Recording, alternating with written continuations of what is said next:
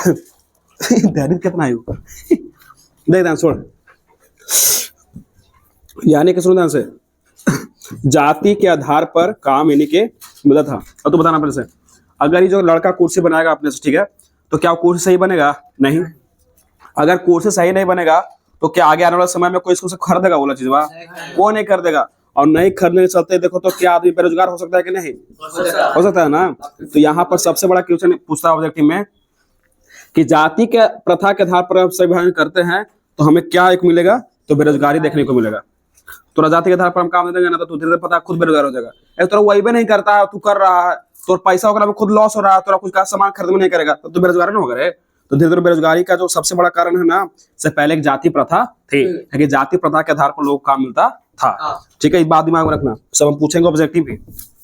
आगे देख, आगे फिर क्या हुआ कि जो भीमराव अम्बेडकर थे सो पूछे जातिवाद के पोषक से, देखिए जो जातिवाद को बढ़ा रहे थे, सो पूछ भी है यही बात कि बताइए आप जातिवाद को जो बढ़ा रहे हैं, ठीक है, उसको से आपको क्या लगता है, क्या फायदा है उसको समाज से? ठीक है, तो इन्हीं के एक स्टेटमेंट है कि अगर मान लीजिए कि हमको आधुनिक सभ्य समाज बनाना है, ना समझना, ये जातिवाद के पोषक के कहना था कि अगर हमको आधुनिक सभ्य समाज बनाना है तो हम क्या करेंगे ना कि उसी को काम देंगे तो जाति के आधार पर करते आ रहा है।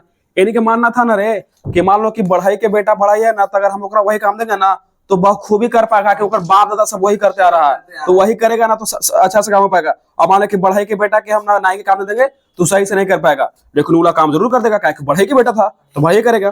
तरीके मानना था कि आधुनिक सभ्य समाज यानी कि आगे वाला समाज में अगर हमको सही से अगर कोई काम अगर धंधा अगर देखना है समाज में ना, तो हमको जाति के आधार पर ही काम बांटना पड़ेगा। लेकिन मिल गया था रिजल्ट कि बेरोजगार सब हो जा रहे थे, सबके सब बेरोजगार हो जा रहे थे। ठीक है, यहाँ तक कि पता है माँ के गर्भ में ही लड़का रहता था, माँ के गर्भ में ही रहता था लड़का, और उन्हें निर्धारित रहता था कि अगर बेटा अगर गलती से अगर बहरी अगर आपका पुत्र संतान अगर आएगा तो उसको कौन सा काम करना है, आपको इस बात का पता है।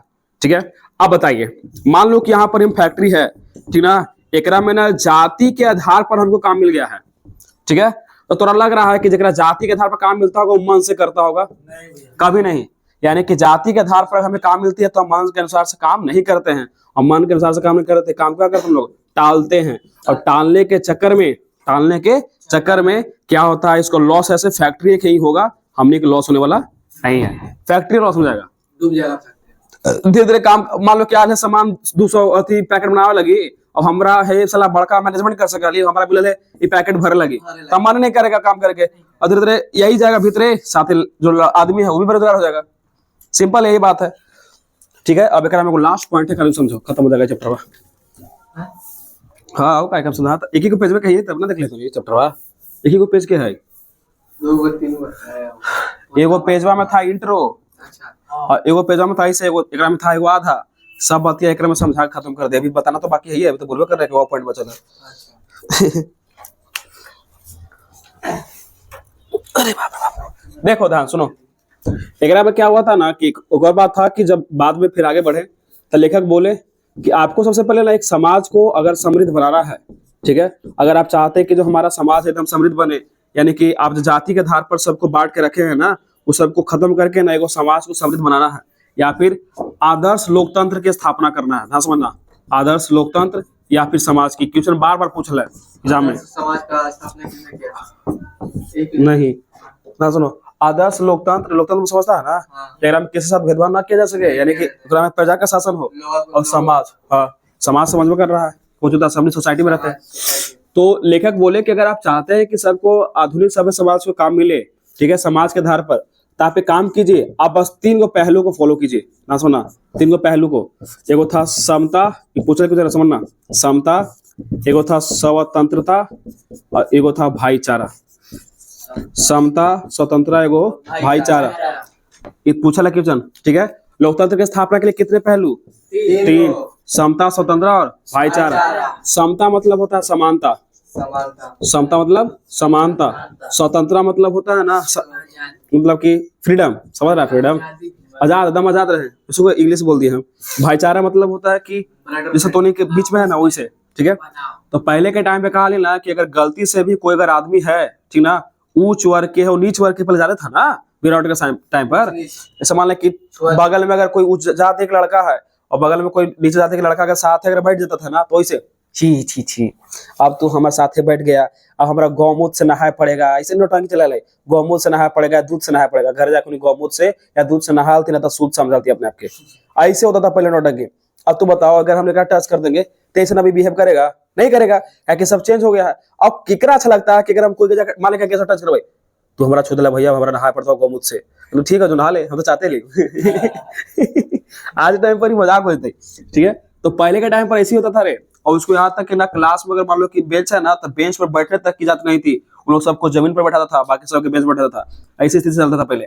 और टीचर भी बिहेव करे तो उसने बिहेव करता था, यानी कैसा गधा गधा था ना। तो समता यानी कि समानता, समानता यानी कि सबको आप बराबर समझो, चाहे नीच वर्ग के है चाहे फिर उच्च वर्ग के है, सबको आपको बराबर समझना होगा। स्वतंत्रता मतलब कि सबको आजादी हो, आजादी हो पर कुछ ध्यान सुनो, यानी कि अपने मन के अनुसार काम चुनने की आजादी हो।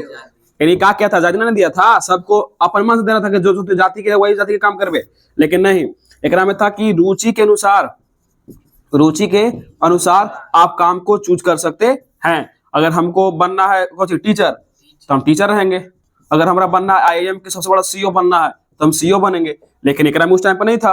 तो ये बोले कि आपको सबसे पहले स्वतंत्रता देना पड़ेगा सबको, ताकि वो लोग आजाद रह सके और अपने मन के अनुसार काम चुन करे, तब उन्हें बेरोजगार नहीं होगा।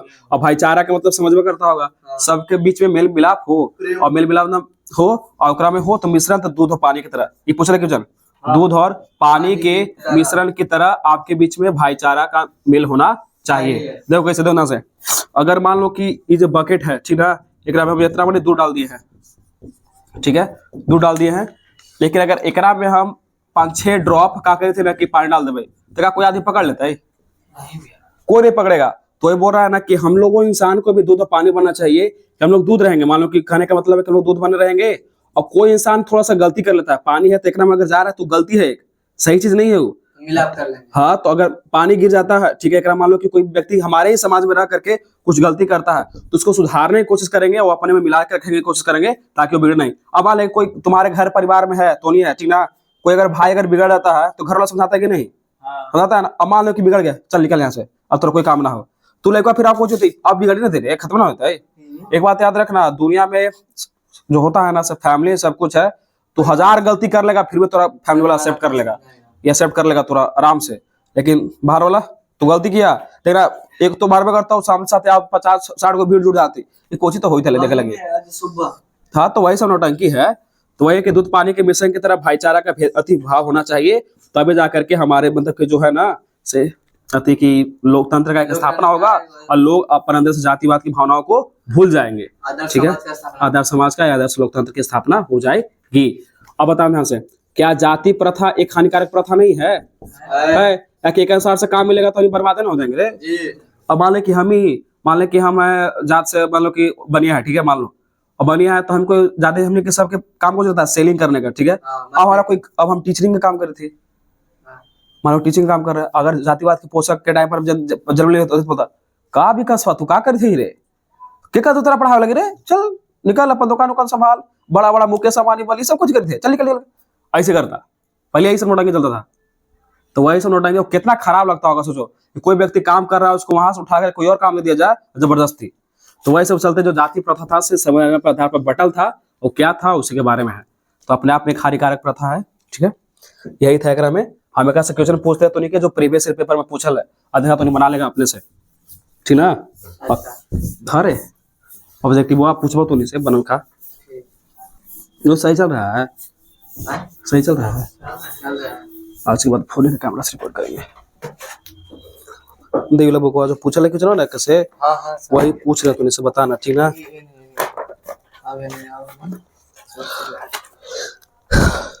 बताइए ना तो पिटाई सब। हाँ, इस समय लाभ है, अब क्रैश कोर्स में लाभ रहा है, पहले ही से बना लिया है। लेकिन देखो अति ज्यादा नहीं, 12 क्वेश्चन है, 12 क्वेश्चन बताना। तो लेके बात पता है ना कि भारतीय संविधान कौन लिखे थे? ठीक है, बता पूछे से शुरू से बताना। भारत में जाति प्रथा का मुख्य कारण क्या है? ऑप्शन सुनना, बेरोजगारी, गरीबी, उद्योग धंधों की कमी। बेरोजगारी, जाति प्रथा होगा तो कुछ उत्पन्न हो जाएगा, बेरोजगारी, कि जाति के आधार पर काम मिलता था, नहीं के, ठीक। आगे देखना, जाति प्रथा स्वाभाविक विभाजन नहीं है, क्यों? ठीक है, जाति प्रथा थी ना, एक सही से विभाजन नहीं किया गया था, क्यों? ऑप्शन सुनना, पहले सुन लिया अच्छा से, भेदभाव के कारण, शोषण के कारण, गरीबी के कारण, या रुचि पर आधारित नहीं होने के कारण। अगर रुचि आधारित पर काम नहीं होता था जाति प्रथा में। ठीक। बाबा साहेब अम्बेडकर का जन्म किस राज्य में हुआ था बोलो? महू जिला था, मध्य प्रदेश राज्य है। ठीक। बाबा साहेब भीमराव अम्बेडकर का जन्म कब हुआ था? अप्रैल 1891 ईस्वी में। ठीक। सर्व जाति प्रथा के लेखक कौन थे? नॉर्मल। आदर्श समाज स्वतंत्रता, समानता, मातृत्व पर आधारित होगा, किसने कहा था? यही ना समझा रहे थे कि आपको समानता, भाईचारा सब लाना होगा। ठीक। भारत में बेरोजगारी का मुख्य कारण क्या है? जाति प्रथा, दहेज प्रथा या अशिक्षा? जाति प्रथा था। ठीक। बताना, एक और क्वेश्चन है। आधुनिक सभ्य समाज, ना सुना ही था, जातिवाद के पोषक बोल रहा था कि हमको अगर समाज बनाना है तो हम आधुनिक रहे, तो जो काम जिसको आता है ओकरे वंशज को देना होगा। वो समझ तो बतिया क्या? तो आधुनिक सभ्य समाज श्रम विभाजन को आवश्यक क्यों मानते थे? ठीक है, सुनना। कार्य कुशलता के लिए, भाईचारे के लिए, या इनमें से कोई नहीं? कार्य कुशलता के लिए। उनको पता था कि यही काम करेगा, बेटा करेगा तो सही से काम हो जाएगा, तो कार्य कुशल कर पाएगा। लेकिन ऐसा सही नहीं था, काहे कि अपमान के अनुसार कानून नहीं मिलता था, इसलिए। ठीक। श्रम विभाजन जाति प्रथा पाठ बाबा साहेब के किस भाषा का संपादित अंश है? ठीक है, हुआ सुद्राज से, एनिलेशन ऑफ कास्ट से। कास्ट से। भारतीय संविधान के निर्माता किसे कहा गया है? तब भीमराव अम्बेडकर को। खत्म दोनों चैप्टर हुआ। अब बोले क्या कर वही खत्म चैप्टर नहीं बन गया सब? बन गया। सब्जेक्टिव, सब्जेक्टिव एक जैसे बुको तो नहीं लाया है। अच्छा क्या मतलब सब सब्जेक्टिव देवे क्या है? हम सब्जेक्टिव है ना, सब सुना दे रहे हैं तुमको, किसका आंसर कैसे कैसे होगा। ठीक है, और सब तुमने लिखल दे देंगे, तो घर पर लिख लेना। ठीक ना? सुनो, हम सुनाएंगे कि सब्जेक्ट कैसे होगा। देखना, किचनवा के नाम है जो बुकवा में दलेस देना से।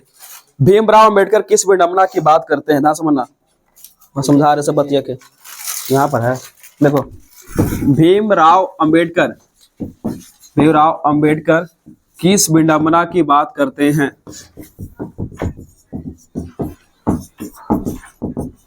ये पहला क्वेश्चन है अतिया बुकवा में। तो लिखे विडंबना का मतलब होता है समस्या। विडंबना का मतलब समस्या। और तूने पूरा पढ़ लिया तो पता चला समस्या क्या था से।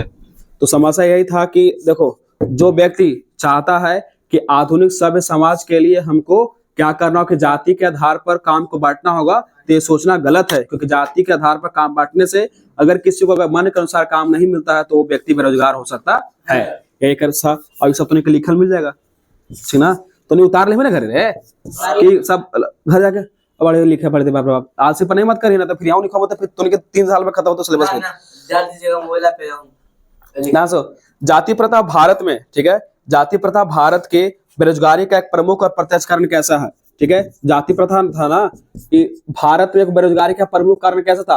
क्योंकि जाति प्रथा के आधार पर काम बांटने से लोगों को मन के अनुसार अपना काम नहीं मिलता था, और मन के अनुसार जब काम नहीं मिलता था तो वो मन से काम नहीं करते थे, इस कारण से वो बेरोजगार हो जाते थे। कहानी खत्म। इस तरीके एकदम अच्छा फॉर्मूला निकल है। अरे जाति प्रथा के आधार पर हमको काम मिला, ठीक है, तब मन के अनुसार काम कर पाएंगे नहीं, हमको रुचि के मन से काम नहीं मिला है, वो नहीं जबरदस्ती ठेल दिया है कि ना तो यही काम करना पड़ेगा, और उसी कारण से क्या हो जाएंगे? बेरोजगार हो जाएंगे। ठेल दिया मतलब दे दिया गया। अरे देख, जाति भारतीय समाज में श्रम स्वाभाविक रूप क्यों नहीं कहा जा सकती? यानी कि जो जाति है ना, उस श्रम विभाजन का एक स्वाभाविक रूप क्यों नहीं कही जा सकती? स्वाभाविक रूप यानी कि जाति के आधार पर अगर हम मान लो कि श्रम विभाजन बांटे हैं तो एक सही रूप क्यों नहीं कहा जा सकता है?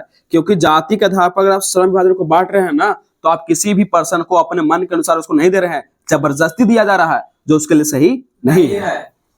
यही सब तो भरल है। सच्चे लोकतंत्र की स्थापना के लिए लेखक किन विशेषताओं का बात करता है? तो 3 विशेषता थे, कौन कौन?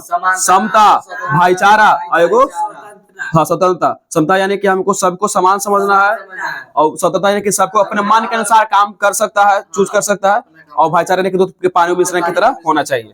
बस अब कुछ नहीं करा, में सब लिखा रहेगा तो नहीं के। बायो थोड़ी आजकल से ना, आज को संस्कृत खत्म कर देती हूँ। अच्छा ठीक, संस्कृत तो पढ़ाइए।